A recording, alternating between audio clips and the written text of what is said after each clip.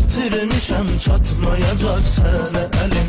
Sonu görünmeyen bir ayrılığın ünvanında batıran bircə sözün olar mənim xilas gəmim.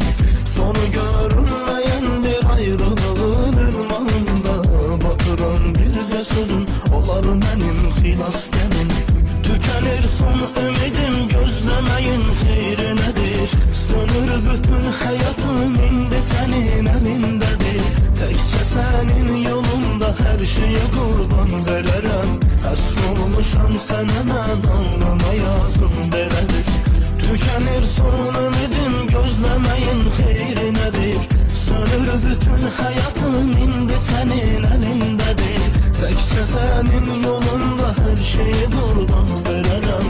Əsr olmuşam sənə mən, alnıma yazım belədir.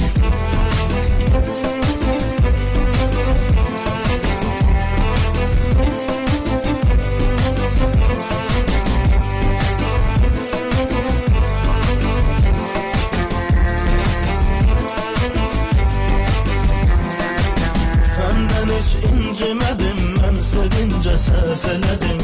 Bütün ruhun gücünü sevgime ben serfeledim. Uyandın yanım sanki bütün derdi benim. Eriyen şameledim, yandırır beni hasretim. Uyanandın yanım sanki bütün derdi benim. Eriyen şameledim, yandırır beni hasretim. Tükenir son ümidim, gözlemeyin xeyri nedir? Sönür bütün hayatım, indi senin elindedir. Tekçe senin yolunda her şeye kurban vererem. Əsr olmuşam sənə mən, alnıma yazım belədir. Tükenir son ümidim, gözlemeyin xeyri nedir? Sönür bütün hayatım, indi senin elindedir. Tekçe senin yolunda her şeye kurban vererem. Əsr olmuşam sənə mən, alnıma yazım belədir.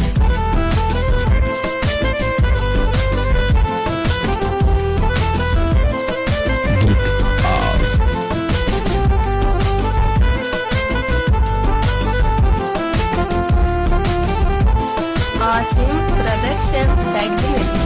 Yaşadım xəyalınla hər günümdə sənsiz inan. Deyirlər hər eşqin həsrətini həll edər zaman. Ama sənin həsrətin zamana məğlub olmadı. Soluram bu dərddə gün halım olur yaman.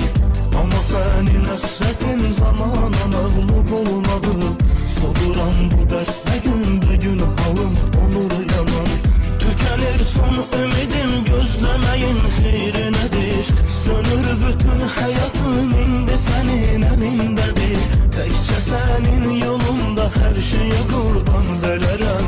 Əsr olmuşam sənə mən, alnıma yazım belədir. Tükenir son ümidim, gözlemeyin xeyri nedir? Sönür bütün hayatım.